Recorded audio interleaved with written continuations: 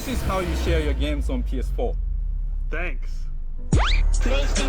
Voici Sony qui montre comment partager facilement un jeu en prêtant la boîte de ce dernier en 2013, et ça sur PlayStation 4 pour se moquer d'Xbox qui poussait vers la numérisation totale de ses jeux. Maintenant voici Sony en 2026, un post sobre, texte blanc sur fond noir et indiquant le pire, que dès début janvier 2028, soit dans 15 mois, il n'y aura plus une seule boîte de jeux vidéo avec un CD à l'intérieur pour ces différentes consoles. Merci les précommandes records de GTA 6 qui auront accéléré cette fatalité, mais c'est un fait, vos jeux vidéo ne vous appartiendront bientôt plus. Et attention, ici c'est bien pire que ce qu'on peut trouver sur PC. Vu que côté Master Race, on est habitué au numérique depuis plus d'une bonne décennie pourtant. Mais comment ça se fait que ce soit si différent alors? Pourquoi on est sur un si gros tournant? Eh bien je vais vous révéler les dessous vraiment sombres de cette histoire que beaucoup sont en train de complètement mettre sur le côté pour espérer continuer à travailler avec le géant japonais. Mais tant pis, pour vous je ferai tout et donc je vais me sacrifier. Salut, c'est Léo de la chaîne TechMaker et aujourd'hui on va donc parler de cette fameuse annonce qui est en train d'ailleurs de se faire troll par absolument tout le monde. Avec des services de livraison de pizza annonçant passer au full digital, des GitHub proposant de vous livrer des CD avec votre repository, ou même Proton qui vient d'annoncer passer au 100% physique de son côté. Évidemment, je l'ai dit, c'est du troll, contrairement au fait qu'il sponsorise la vidéo pour vous présenter ProtonMail qui lui reste droit dans ses bottes. ProtonMail, c'est l'un des services proposés dans l'écosystème Proton, société fondée en Suisse en 2014, ayant maintenant une suite complète pour vous permettre de supprimer Google de votre vie, avec comme leitmotiv de bâtir un meilleur internet où la confidentialité des utilisateurs est la priorité. Proton est donc chiffré pour protéger les utilisateurs, permettant donc une confidentialité accrue entre vous et le destinataire de votre mail, tout en vous protégeant des cyberattaques ou encore des possibles surveillances. C'est vous et vous seul qui gardez le contrôle complet et qui choisissez qui peut accéder ou non à vos informations. Les emails qui arrivent dans votre boîte mail sont automatiquement nettoyés et filtrés. ProtonMail par exemple va bloquer les mails de phishing, comme ce fameux livreur qui dit qu'il a besoin d'un virement de 15 € pour soi-disant débloquer un colis alors que ce dernier n'existe même pas. L'outil bloque également les pixels espions, ces images invisibles qui permettent à des sociétés de vous profiler et de vous afficher des publicités ciblées. Enfin, ProtonMail vous protège aussi des fuites de données car vous pouvez utiliser une adresse mail dédiée en un seul clic pour un site internet en particulier au lieu de révéler votre vraie adresse. Ce qui fait que si ProtonMail détecte ensuite une fuite de données, vous serez averti d'où vient la fuite et vous pourrez désactiver cette adresse instantanément. Alors ça peut paraître sympa tout ça, mais on peut se dire que c'est sacrément galère de migrer de boîte de messagerie. Et en fait, Proton pense à tout avec un outil Easy Switch pour ainsi transférer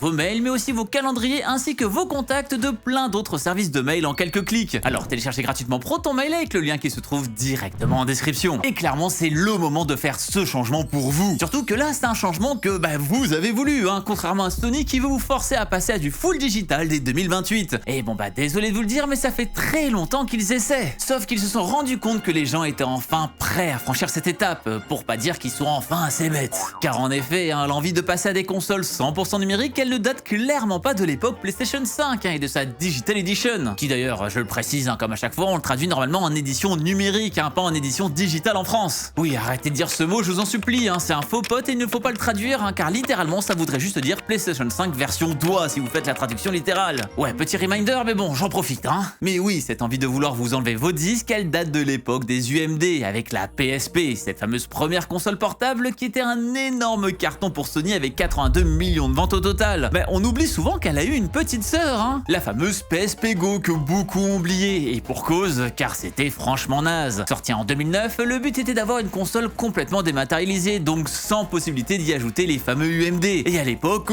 tout le monde s'est dit que c'était juste super nul. Entre un prix bien trop élevé et le fait que cette console rendait inutilisable n'importe quel jeu physique, eh bien là il y a eu du vrai boycott avec les acheteurs comme les vendeurs qui se sont alliés pour mettre dans un cercueil très rapidement cette dernière, avec beaucoup de grands magasins de jeux vidéo qui ont carrément refusé de vendre la console. Alors bon, côté magasin aussi, c'est assez compréhensible, parce que là du coup ils vendaient juste une console et derrière ils ne vendraient plus aucun jeu vidéo car les gens achèteraient les jeux vidéo directement sur le PlayStation Store. Donc ouais, ils ont pas fait ça par charité pour les joueurs, mais la finalité est que la console a été largement boudée quand même, ce qui fait qu'elle a été très vite arrêtée. Bref, les gens ne sont pas tombés dans le panneau et Sony est donc revenu aux format physique avec la nouvelle génération, la PS Vita. Et bon, certes, elle a aussi floppé, même si vous devriez quand même en acheter une en 2026, et vous sauriez pourquoi si vous avez vu ma dernière vidéo, car franchement c'est devenu une superbe console avec les modifications faites par la communauté. Oh bah dis donc, hein, c'est presque comme si plus une console était ouverte, que ce soit par volonté de son fabricant ou par petite magouille de la communauté, au plus elle devenait intéressante pour les gens. En tout cas, le fait est que les joueurs ne se laissaient pas faire, hein, du coup avec la PSP Go, et se sont battus pour qu'on n'enlève pas leurs droits. Malheureusement, 2026 c'est quand même sacrément différent, et ça a déjà bien commencé avec une PS5 digitale entièrement, et qui se vend comme des petits pains car elle est juste un peu moins chère. Et donc beaucoup sont tombés là-dedans en payant 50 € moins cher leur console pour payer tous leurs jeux 50 € plus cher. Et là malheureusement on vient d'avoir le coup de grâce, hein, avec une carotte dorée GTA 6, et là que vous aurez en version numérique, que vous soyez sur PS5 digital ou sur PS5 normal. Mais ouais, franchement, le prochain jeu de Rockstar qui arrive quand même après 13 ans d'attente et de multiples reports, je trouve ça lunaire à quel point on lui pardonne absolument tout. Enfin vraiment, on va faire un petit aparté, hein, mais une édition de base à 80 balles dans laquelle ils montent carrément du contenu solo qu'il va falloir retrouver dans une autre édition ultime vendue 100 balles, et on ne parle pas que de skins là, hein, il y a carrément des accès à certains bâtiments, en plus d'une précommande lancée avec absolument aucune image de gameplay du jeu alors que ce dernier sort dans quelques mois seulement. Et non, désolé Timéo, hein, mais un rendu cinématographique avec le moteur de jeu, ça compte pas comme du gameplay, hein, on n'est pas sur un jeu interactif à la mixtape là. Et surtout le coup de grâce, comme je le disais, le jeu est en 100% numérique car absolument aucun CD du jeu n'existe, ce qui fait que même si vous l'achetez en magasin, à l'intérieur de la boîte il n'y aura plus qu'un pauvre code. Ouais, l'époque des manuels déjà elle nous manquait pas mal, mais maintenant on aura aussi l'époque des CD qui ne seront même plus dans les boîtes de jeux CD. Bref, vraiment ça me rend dingo, hein, à quel point on pardonne tout à GTA 6 et à quel point on a tous oublié Cyberpunk 2077 ou encore Duke Nukem Forever. Et rien que le fait que les précommandes soient aussi hautes, c'est d'une tristesse sans nom, je vais pas vous mentir. Car là on parle pas d'un objet en édition limitée, hein, mais de la précommande d'un jeu vidéo numérique. Ça veut donc quand même dire, hein, que les gens pourraient juste attendre le lendemain de la sortie du jeu, voir à quoi ressemble ce dernier et ensuite l'acheter, plutôt que de littéralement jeter un billet de 100 € au fond d'un puits en espérant pouvoir en remonter de l'eau, hein. Alors oui, vous aurez pas les bonus de précommande qui comprend 2 tenues, un joint de culasse pour votre Peugeot 208 et un mois de GTA+, que vous oublierez de résilier, ce que vous paierez un nouvel abonnement fantôme. Mais est-ce que c'est vraiment ces bonus là qui doivent faire perdre tout bon sens sur le fait d'acheter un jeu vidéo pour ce qu'il est et pas pour ce qu'il promet d'être? Surtout que du coup, hein, en plus de bafouer le principe d'acheter que des jeux qui le méritent, beaucoup de gens ont aussi bafoué le principe de n'acheter que des jeux avec des disques physiques, et clairement c'est sûr à 100% que le succès des précommandes de GTA 6 a poussé, hein, cette annonce de Sony pour annoncer la fin tout court de tout. Et donc dès janvier 2028, car je le rappelle, ils essaient de le faire depuis 20 ans. Ils attendaient donc une petite ouverture, et alors là on vient de leur dérouler le tapis rouge. À eux et aux autres, hein, car les autres aussi sont en train de faire plein de magouilles, mais on va en reparler un peu plus tard. Il va donc se passer quoi alors dès ce fameux 1er janvier 2028? Il n'y aura plus aucune boîte de jeu avec un disque à l'intérieur, ce qui fait que maintenant, lorsque vous achèterez n'importe quel jeu en magasin, il y aura toujours qu'une pauvre clé d'activation. Ça en fait, hein, du plastique pour absolument rien, hein, maintenant, déjà que c'était devenu assez tendu à justifier. Ce que cela veut donc dire, c'est qu'on va se retrouver à terme avec des jeux vendus sur de pauvres bouts de carton comme les cartes cadeaux Carrefour à la caisse du supermarché, puis plus vendus du tout de la part de ces derniers. Et ça pour une simple raison, car Sony préfère 1000 fois que vous achetiez vos jeux directement sur le PlayStation Store et pas ailleurs. Car oui, après tout, c'est surtout ça l'un des buts finaux de tout ce qui se passe. Récupérer 100% de la marge de votre achat. Il n'y a plus besoin de payer une usine pour fabriquer la boîte de jeu, le CD du jeu, le bout de papier sur lequel il y aura votre clé CD, l'entreprise pour la logistique et le transport, les différents magasins qui entreposent le jeu, les stocks d'invendus à gérer, les jeux tombés du camion. Avec un jeu 100% numérique, il n'y a absolument plus rien de tout ça. Et évidemment, les jeux sont vendus exactement au même prix sur le PlayStation Store depuis tout ce temps, hein. Pire que ça, ils se retrouvent souvent plus chers qu'en magasin physique, hein, comme encore une fois ce GTA 6 qui se trouve à 80 balles sur le PlayStation Store et à 60 balles dans les Leclerc et autres. Car en effet, les magasins le font pour attirer dans ces derniers et en faire un produit d'appel, comme justement c'est le cas avec ce fameux GTA 6. Comme ça, derrière vous achetez GTA 6 et en même temps vous faites vos courses. Mais du coup de son côté, Sony n'a absolument aucun intérêt à le faire car il n'y a plus aucun concurrent pour tirer les prix vers le bas. Et donc le fait d'avoir le jeu en magasin les arrange vraiment pas, si ce n'est la visibilité que cela peut donner au jeu très grand public. Vous savez, ceux qui n'achètent que le FIFA annuel ou encore GTA justement. Mais avec un de ces grands jeux qui vient de normaliser le fait d'acheter du 100% numérique pour le grand public, alors là c'est le jackpot pour Sony car il n'y a plus personne pour essayer de tirer le prix vers le bas. Non, les seuls qui gèrent le prix c'est eux et rien qu'eux. Et en plus comme on l'a vu, ils y gagnent énormément et ça même sur des jeux tiers, hein, vu qu'ils y ponctionnent 30% du prix d'achat du jeu pour leurs pommes, exactement comme ce que font tous les magasins en ligne ou presque de nos jours. toujours. Sauf qu'ici, il n'y a même pas d'incentive avec un pourcentage plus faible si vous êtes un petit créateur comme c'est le cas sur l'Epic Game Store par exemple. Non, ici vous allez bien faire bouffer le géant japonais les potes, hein, car il sera le seul à pouvoir profiter de vos 30% que vous ayez une vente ou 1 million. Car il est là l'énorme problème d'une numérisation totale sur console, c'est que vous n'avez le choix que d'un seul magasin. C'est pour ça que l'argument que je vois souvent passer sur le fait que sur PC c'est comme ça depuis extrêmement longtemps, il ne tient pas. Car sur ordinateur, lorsque vous avez un système sous Windows par exemple, vous n'êtes pas limité à l'achat du jeu sur le Microsoft Store ou l'Xbox Store. Vous pouvez tout autant acheter vos jeux sur Steam, sur l'Epic Game Store, sur GOG, voire sur plein d'autres sites en réalité. Encore mieux, vous pouvez même acheter des clés CD pour ces plateformes directement sur des sites tiers, comme des Greenman Gaming, Unbundle et tant d'autres. Et ça car les créateurs de ces jeux peuvent générer autant de clés CD qu'ils veulent, et ça sans devoir reverser le moindre pourcentage à ces plateformes. Alors oui, parfois ça existe sur console, mais c'est beaucoup plus rare. Et c'est clairement pas autant à la cool, hein. Dites-vous que même sur une Steam Machine, que j'ai d'ailleurs commandé, donc je devrais bientôt vous en faire un test car elle arrive normalement cette semaine, donc vérifiez que vous êtes bien abonné, parce que vraiment j'ai dépensé 1500 balles pour ça et j'espère que j'ai pas fait ça pour rien, hein. Je me sacrifie encore une fois pour vous. Vous pouvez acheter des jeux d'un autre store et les lancer via un Heroic Launcher ou tant d'autres outils, ce qui fait que la concurrence des plateformes existe, et donc par définition une concurrence de prix. Et franchement elle est super vénère, la concurrence des prix sur PC. Encore une fois, c'est pas pour rien que tous les jeux se retrouvent vraiment très peu chers quelques mois après leur sortie. Là où sur console, on reste à 60, 70 voire 80 balles, et ça même des années après. Mais ouais, sur ordinateur, il y a même moyen de jouer gratuitement assez facilement à plein de bons jeux, avec des trucs offerts toutes les semaines comme sur l'Epic Game Store ou même sur Steam maintenant. Et ça sans même devoir payer l'online, encore une fois, je le rappelle. Alors que là, chez Sony, ça sera PlayStation Store et point barre, avec PlayStation Plus, Premium, Ultra Deluxe ou que sais-je pour jouer en ligne à côté. Et clairement, les méthodes alternatives vont juste être de plus en plus restreintes au vu du plan machiavélique actuellement mis en place. Et les méthodes proposées vont aussi commencer à coûter de plus en plus cher, avec une autre annonce de Sony disant qu'une augmentation de ses abonnements est possible, car beaucoup des utilisateurs du PlayStation Premium en réalité prennent l'abonnement le plus cher sur les 3 proposés. Donc bon, autant aussi augmenter les moins chers, vu qu'après tout les gens adorent payer. Ouais, c'est assez tristoun, mais bon, encore une fois, on montre bien que râler sur Twitter ça ne sert à rien, et en réalité il faut râler avec son porte-monnaie. On parle quand même d'un store qui a expérimenté les prix dynamiques récemment. Pour ceux qui n'avaient pas vu passer l'info, il y a actuellement des essais pour que les prix des jeux en magasin se retrouvent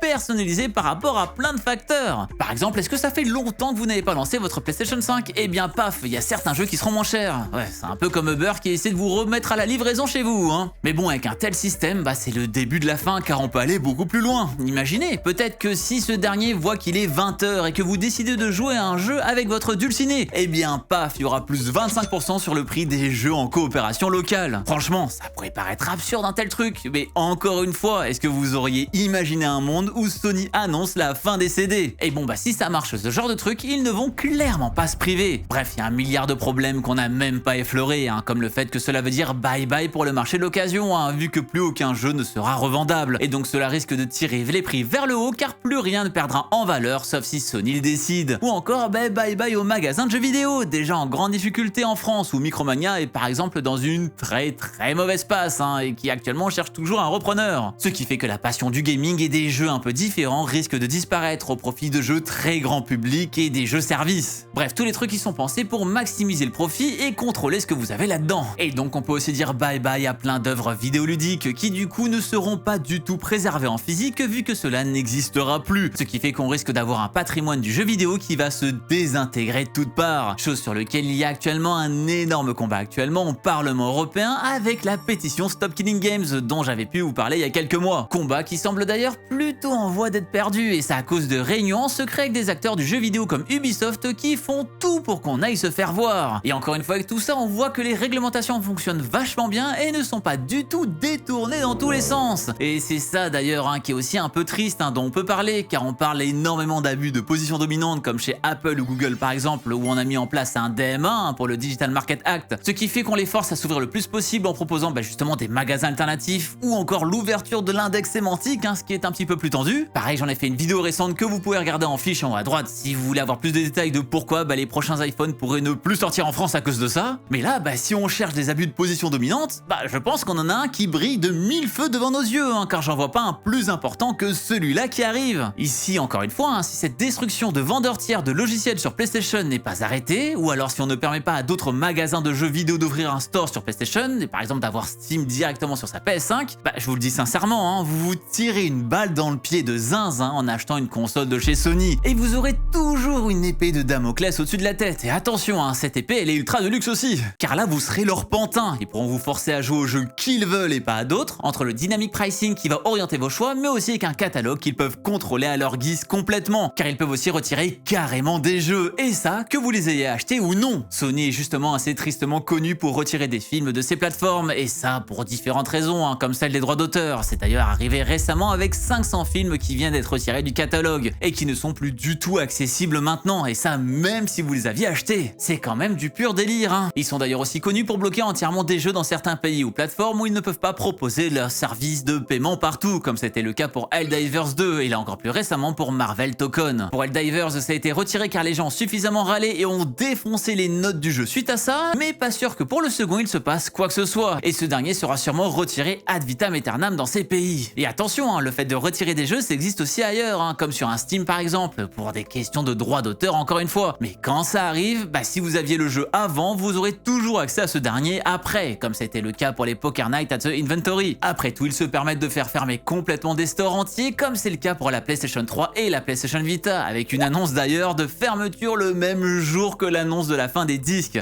Franchement, ça a été un sacré doublé. Et là, ils ne ferment pas que pour des questions de droit, mais de rentabilité. Bref, ça pue un peu quand même. Pour le moment, ils ont annoncé qu'ils empêchent uniquement l'achat de nouveaux jeux et pas le téléchargement de jeux déjà achetés, mais bon, on est vraiment sur la pente glissante et on n'est qu'à un seul pas de vous empêcher de télécharger des jeux que vous avez achetés. Et on risque de voir le cas The Crew complètement généralisé. Et ça, même pour des jeux qui n'ont pas besoin d'être en ligne à la base, c'est terrible. En plus de ça, vous vous doutez bien que pour tout ce qui est émulation dans le futur, ce sera donc très compliqué, vu qu'il n'y a plus rien sur un disque, donc pour dumper votre jeu, ça risque d'être un peu plus tendu. Typiquement, un exploit comme la PS Vita qui a un comeback de fou furieux ces derniers mois, comme j'ai pu vous en parler dans ma dernière vidéo comme je vous le disais, c'est quelque chose qui n'existera absolument plus jamais dans ce nouveau monde complètement dématérialisé. Vos jeux ne seront plus jamais en sécurité. Et d'ailleurs, en parlant de sécurité, votre vie entière de gamer tiendra sur une seule chose, votre compte PlayStation Network du coup. Vous savez, l'un des services avec le plus gros trou de gruyère en termes de sécurité, où un simple numéro de facture d'achat permet de prendre le contrôle de votre compte. Et ça à l'infini, comme c'est arrivé à Nicolas Lelouch, un journaliste chez Numérama qui se bat depuis 5 mois pour avoir accès à son compte PlayStation et qui s'est retrouvé avec un mail changé car un numéro de facture d'achat traînait sur un article. Et qui, malgré une couverture mondiale du problème, n'a toujours pas récupéré un accès sécurisé à son compte. Ou alors un conquérax qui s'est fait ban son profil du jour au lendemain, perdant donc tout ce qui y était lié. Encore une fois, je sais qu'on dirait que je suis orienté quand je vais dire ça, mais franchement non, mais sur Steam, si un jour quelqu'un ose s'en prendre à votre compte, y a des chances que le pirate se retrouve dans une fiche rouge Interpol tellement ils sont violents pour contrer ce fléau. Ça en est même devenu un mème. Mais oui, malheureusement, on n'est plus sur une pente glissante là, on est vraiment arrivé tout en bas. Et vraiment, on ne se rend pas compte de tout ce qui peut arriver suite à de telles décisions et ce qui va se passer suite à de telles fermetures. Car là, il y a 1 million de scénarios catastrophes qui peuvent arriver si vous laissez tant que ça Sony contrôler toutes vos acquisitions. Genre au pif,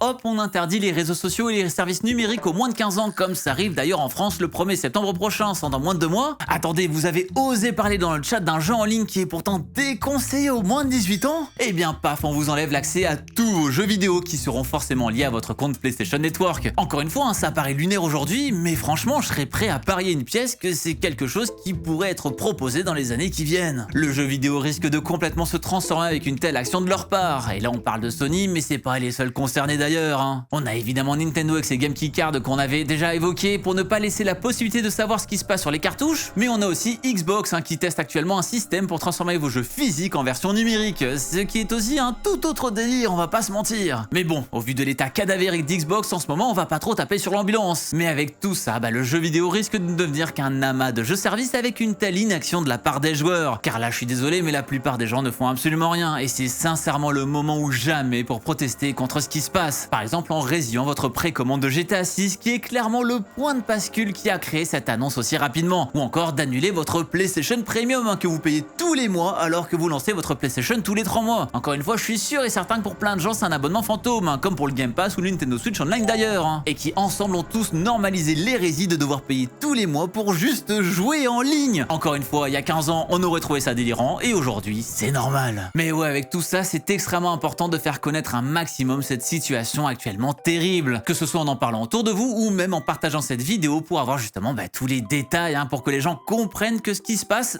c'est pas juste l'arrêt du disque, ça va beaucoup plus loin que ça. Mais sincèrement, si on laisse arriver ce qui est en train d'arriver, on peut dire adieu à tellement de choses qui ont rendu le jeu vidéo magique. Car clairement, ils ne sont pas partis pour faire machine arrière, car oui, les joueurs râlent, mais les joueurs achètent quand même. Parce que malheureusement, à chaque fois, les gens consomment quand même malgré le fait qu'ils détestent. Exactement comme un Netflix qui avait arrêté le partage de comptes gratuits et qui n'a pas du tout engrangé énormément de désabonnements. Bien au contraire, il n'y a jamais eu autant de gens abonnés à Netflix. Et dites-vous qu'actuellement, Sony a pris même 5% en bourse depuis cette annonce de la fin du physique. Comme quoi, elle est en réalité extrêmement saluée par les investisseurs, vu que les gens vont continuer à acheter. Donc les investisseurs sont pas bêtes, car ils savent que vous l'êtes. À eux les bénéfices records et à vous l'arrêt de l'objet physique dans vos mains. Et à vous du coup aussi peut-être l'arrêt des boîtes de jeux collector avec des figurines et autres artbooks pour mettre en avant tout l'art derrière une œuvre vidéoludique. Même si bon, il était déjà rare d'avoir vraiment les CD des jeux dedans, mais maintenant, s'il n'y a plus du tout cette culture d'acheter un jeu en magasin, pourquoi il y aura encore cette culture du collector? Au revoir aussi la liberté de création et de partage de jeux indépendants qui devront répondre à tous les caprices d'un Sony ou autre qui pourra sans vergogne augmenter son pourcentage de marge sur le store vu qu'il n'y aura plus aucune alternative. On pourra aussi dire évidemment au revoir à la possibilité de prêter ses jeux, comme sur cette publicité de 2013 dont on a parlé au tout début de cette vidéo. Et enfin, on pourra dire au revoir à la préservation d'un médium qui va devenir de moins en moins un art culturel pour devenir un art commercial, car encore une fois, il n'y a que dans le jeu vidéo où une telle chose devient aussi banale, avec une fermeture derrière des stores et des protections folles des contenus. Vous imaginez s'il y avait la même chose sur des livres ou de la musique? Sur des films et des séries, ok, il y en a un peu, comme le fait de vous empêcher d'enregistrer votre écran si vous lancez Netflix, mais franchement, on est à des années-lumière d'un dénouveau qui est tellement violent en termes de sécurité qu'il fait carrément ramer votre jeu si vous l'avez acheté de manière légale. Car évidemment, c'est aussi un des points avancés, la sécurité des utilisateurs, mais c'est surtout la sécurité de leur portefeuille qu'ils cherchent. Mais franchement, pour moi, cette excuse, elle a vraiment bon dos. On dirait celle de la protection des enfants pour mettre en place la vérification de votre carte d'identité sur chaque connexion à Google. Vous savez, le truc qu'on essaie aussi de mettre en place. Oui,